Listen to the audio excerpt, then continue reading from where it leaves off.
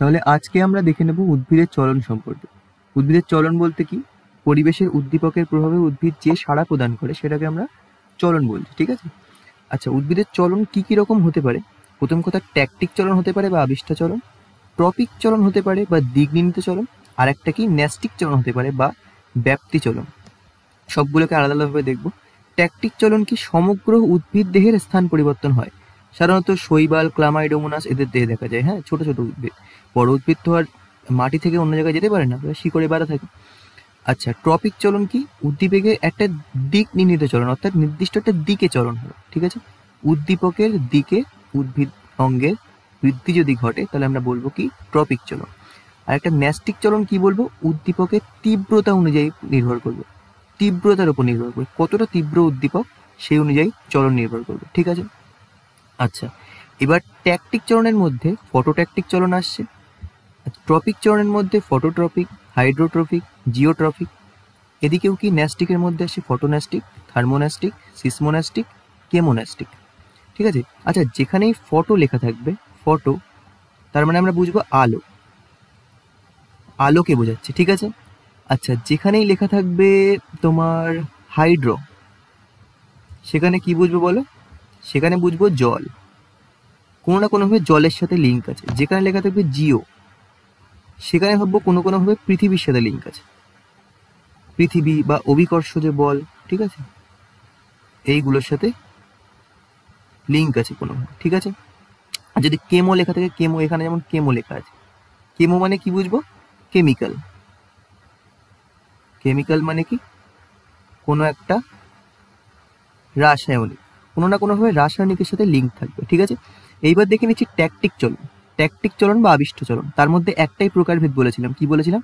Photo tactic চলন। অর্থাৎ photo মানে কি বলতে বলেছিলাম? ফটো মানে ফটো, ফটো মানে আলো। ফটো মানে কি বলেছিলাম? আলো। আচ্ছা, তাহলে উদাহরণ কি?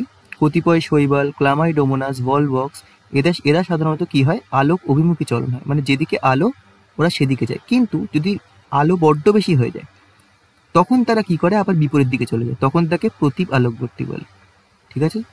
তারা একেবারে অন্ধকারে থাকতে চায় না, আলোর দিকে যেতে চায়, কিন্তু সে আলো যদি খুব জোরালো হয়ে যায় যে ওরা থাকতেই পারছে না, তখন ওরা কি উল্টো দিকে চলে যাবে। প্রথমে আলোক উৎসের দিকে আসবে, সবাই দেখো, সবাই অন্যান্যভাবে ছিল, বিভিন্ন দিকে মোশন করছিল, এদিকে যাচ্ছিল, এদিকে যাচ্ছিল, কেউ এদিকে যাচ্ছিল। যেই এদিকে আলো দেওয়া হলো, আলোক উৎস দেওয়া হলো, তাহলে ওরা কি হলো? সেই আলোর দিকে সবাই মিলে আলোর দিকে চলে আসতে থাকলো, ঠিক আছে? এইরকম চলনকে কি বলবো আমরা? এরকম চলনকে আমরা বলবো ট্যাকটিক চলন, অর্থাৎ ফটো ট্যাকটিক চলন। তারপরে দেখি, তারপরে আসি ট্রপিক চলনের মধ্যে। ট্রপিক চলন কিরকম? দিক নির্ণীত চলন, অর্থাৎ কোনো একটা দিকে চলন হবে। সেটা কি? ফটোট্রপিক বা আলো, ফটো মানে আলো, ঠিক কথা। হাইড্রোট্রপিক, হাইড্রো মানে জল, মনে রাখতে বলেছিলাম। আর জিওট্রপিক, জিও মানে পৃথিবী বা অভিকর্ষ যে বল, মনে রাখতে বলেছিলাম, তাই তো? এবার সেম ভাবে দেখো, ফটোট্রপিক মানে কি? আলোক উৎসের গতিপথ অনুযায়ী চলন, ফটো মানে আলো, ঠিক। আর ট্রপিক মানে দিকে চলন, তাহলে ফটো ট্রপিক আলোর দিকে চলন। হাইড্রোট্রপিক, হাইড্রো মানে জল, ট্রপিক মানে দিকে, অর্থাৎ হাইড্রোট্রপিক মানে আলোর জলের উৎসের দিকে চলন। জিওট্রপিক মানে কি? অভিকর্ষের দিকে চলন, ঠিক কথা, যেরকম বলেছিলাম। কিরকম? তাহলে যদি একটা টপকে আমরা জানালার কাছে রেখে দিই, তাহলে সেই টপটার কি হবে? সেই টপটা এইবার জানালার দিকে আস্তে আস্তে বেঁকতে শুরু করবে। কেন? ওদিকে আলো আছে, তাহলে আলোর দিকে বেঁকতে শুরু করবে, তাহলে সেটা ফটোট্রপিক। তারপরে দেখি হাইড্রোট্রপিক, শিকড় সাধারণত নিচের দিকে বাড়ে, ঠিক কথা। এইবার যদি জলের সোর্স কোনোভাবে সাইডে চলে যায়, তখন শিকড় এরকম বেঁকে চলে যাবে, এইভাবে বেঁকে যাবে, তাহলে সেটাকে আমরা কি বলবো? হাইড্রোট্রপিক, অর্থাৎ জলের দিকে শিকড় যাবে, সিম্পল কথা। আচ্ছা, জিওট্রপিক, শিকড় সাধারণত কি হবে? সবসময় গ্র্যাভিটির দিকে যায়, অর্থাৎ অভিকর্ষের দিকে যায়, সোজা নিচের দিকে নেমে যায়। যদি টপটাকে বেঁকিয়ে রাখি তো এরম সোজা বেরিয়ে যাবে না, এরম সোজা বেরিয়ে যাবে না, কি করবে? একদম আবার নিচে বরাবর যাবে। তুমি বেঁকিয়ে রাখো, সোজা করে রাখো, যাই করে রাখো না কেন, শিকড় তো এক্স্যাক্টলি অভিকর্ষজের দিকেই যাবে, ঠিক। এটা হচ্ছে কি? জিওট্রপিক চলন গেল। আচ্ছা, তারপরে আমরা দেখে নেব ন্যাস্টিক চলনের প্রকারভেদ। ন্যাস্টিক চলন কি কি আছে দেখো। ন্যাস্টিক চলন বলতে ন্যাস্টিক চলন বা ব্যাপ্তি চলন, এর মধ্যে কি কি আছে দেখো। ফটো ন্যাস্টিক, ফটো মানে কি? আলো। আর ন্যাস্টিক চলন মানে তীব্রতা অনুযায়ী, বলে দিয়েছিলাম। তাহলে ফটো ন্যাস্টিক কি? আলোক তীব্রতা অনুযায়ী। থার্মো ন্যাস্টিক কি? থার্মো মানে উষ্ণতা, ন্যাস্টিক মানে তীব্রতা, তাহলে উষ্ণতা তীব্রতা দ্বারা নিয়ন্ত্রিত। সিসমোন্যাস্টিক হচ্ছে স্পর্শজনিত, এটা মনে রাখবে। সিসমোন্যাস্টিক মানে স্পর্শ বা আঘাতজনিত উদ্দীপকের প্রভাবে। আর কেমো মানে কি মনে রাখতে হবে? কেমিক্যাল, রাসায়নিক, তাহলে রাসায়নিকের প্রভাবে যে চলন হবে।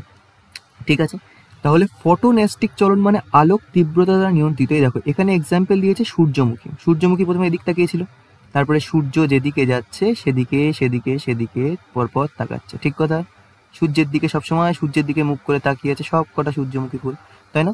তাহলে সূর্যমুখী ফুল কি হয়? যেদিকে সূর্য থাকে নিজের ফেসটা সেদিকে ঘুরিয়ে রাখে, সেই জন্য ওর নাম সূর্যমুখী, সূর্যের দিকে মুখ করে থাকে তাই। আচ্ছা, তাহলে এর এক্সাম্পল কি হবে বলো? এর এক্সাম্পল হবে সূর্যমুখী। সূর্যমুখী প্রাইম এক্সাম্পল একটা। আচ্ছা, এরপরে আসে উষ্ণতা তীব্রতা দ্বারা নিয়ন্ত্রিত। সাধারণত টিউলিপ ফুল হয়। টিউলিপ কি হয় বলো? যখন উষ্ণতা পারফেক্ট থাকে, টিউলিপ যখন উষ্ণতা পারফেক্ট থাকে তখনই ফোটে, অর্থাৎ ঠিকঠাক উষ্ণতা হলে সে ফুটবে। উষ্ণতা তীব্রতা দ্বারা নিয়ন্ত্রিত টিউলিপ ফুলের ফোটা। সিসমোন্যাস্টিক চলন আঘাতজনিত স্পর্শজনিত, কে আমরা ছোটবেলার থেকে জানি। লজ্জাবতী হয় কি? লজ্জাবতী হয় স্পর্শজনিত চলন। আরেকটা কি? রাসায়নিক পদার্থের সংস্পর্শে চলন। কি ধরনের হবে? সূর্য শিশির। কি হয়? পতঙ্গ ভুক হয় এরা। যেই পতঙ্গ ভেতরে আসলো সঙ্গে সঙ্গে কি হবে? চলন হয়ে যাবে। এটাই তো চলন। স্পর্শ অর্থাৎ উদ্দীপকের প্রভাবে যে রেসপন্সে দেখাচ্ছে। এই যে উদ্দীপক আসলো, এই পতঙ্গটা একটা উদ্দীপক, ঠিক কথা। যেই এর ভেতরে আসলো রাসায়নিক, যেই এর কেমিক্যাল এতে টাচ করলো সঙ্গে সঙ্গে যে রাসায়নিক চলনটা হলো, বন্ধ হয়ে গেল ফুলটা, সেটাকে আমরা কি বলছি? সেটাকে আমরা বলছি কেমোন্যাস্টিক চলন। ঠিক আছে, তাহলে এই গেল কমপ্লিটলি উদ্ভিদের চলন। ঠিক আছে, থ্যাংক ইউ সো মাচ।